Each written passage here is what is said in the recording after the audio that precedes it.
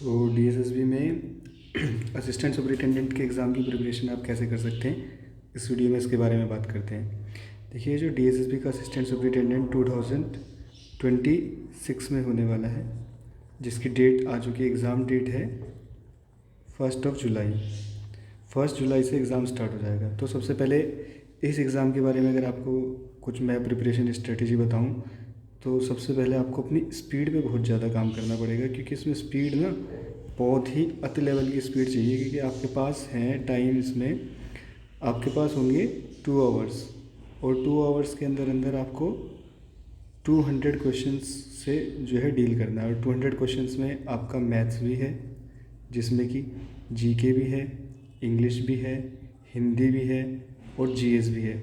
तो देख रहे हो, इतने सारे सेक्शन अगर इसमें हैं तो आपको स्पीड अच्छी खासी चाहिए। और हर सेक्शन में ना 20-20 मार्क्स, 20-20 क्वेश्चन खुलेंगे, तो उनको ना सेपरेट सबमिट करना पड़ता है।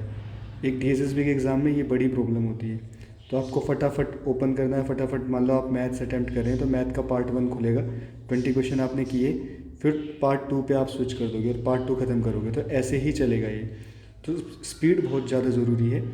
एक क्वेश्चन को अटैम्प्ट करने के लिए आपके पास ऑलमोस्ट 6 × 6 36 7200 सेकेंड हैं। अगर आपके पास 200 क्वेश्चन करने के लिए, तो ऑलमोस्ट 36 सेकंड के अप्रोक्स आपको एक क्वेश्चन करना है।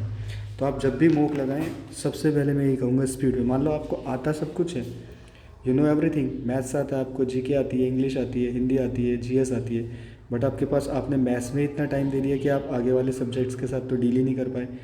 तो मेक श्योर करें जब भी आप मॉक दें या कुछ भी, कि आप एक क्वेश्चन को 36 सेकंड में कंप्लीट कर सकें।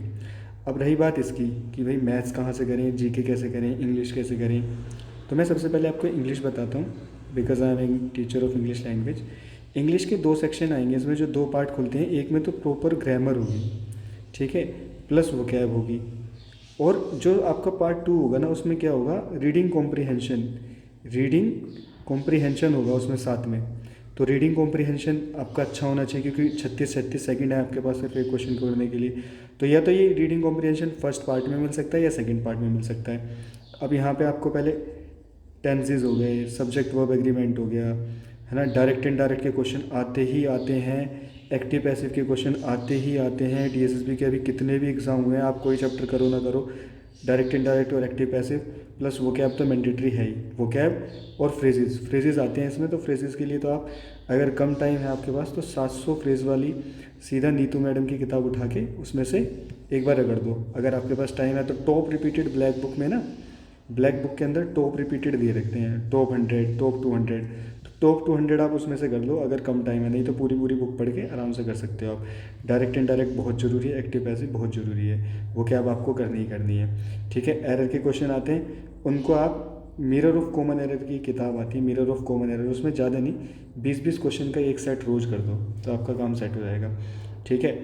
अब ऐसे ही अगर हम मैथ्स की बात करें, मैथ्स में तो भाई स्पीड का खेल है सारा का सारा। स्पीड आपको चाहिए मैथ्स में, बहुत अच्छे लेवल की स्पीड मैथ्स के लिए। तो आप अपनी स्पीड पे काम करें। इसमें भी वही बात है, अर्थमेटिक या फिर एडवांस। तो जो पहला पार्ट होगा उसमें सारे अर्थमेटिक के क्वेश्चन होंगे, सेकंड जो पार्ट होगा उसमें सारे एडवांस के क्वेश्चन होंगे।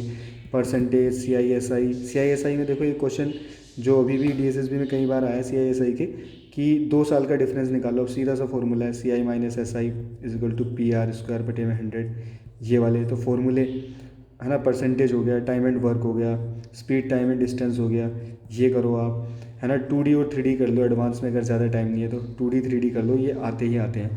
और इसका जो एक पार्ट है जो मेन, मतलब रीजनिंग जो मैं बता रहा हूँ, जो हाल फिलहाल में मैंने रिसेंट में जो एग्ज़ाम दिया है, उसमें उसके बारे में मैं आपको बताता हूँ। रीजनिंग में इसमें क्या है, रीजनिंग में ना फ्लोर टाइप के क्वेश्चन बहुत आते हैं, तो उनको आप कोशिश करना है कि इग्नोर करें। जैसे कि ये फ्लोर है, कोई बिल्डिंग बनी हुई है, अब इस बिल्डिंग में A D के ऊपर रहता है, D सबसे नीचे नहीं रहता, F G H ऐसे करके जो ये वाले क्वेश्चन है ना, बहुत टाइम टेकिंग होते हैं। तो फर्स्ट गो में, क्योंकि एक बार अगर सबमिट कर दिया तो वो दोबारा ओपन भी नहीं हो सकता, ये भी इसमें प्रॉब्लम है।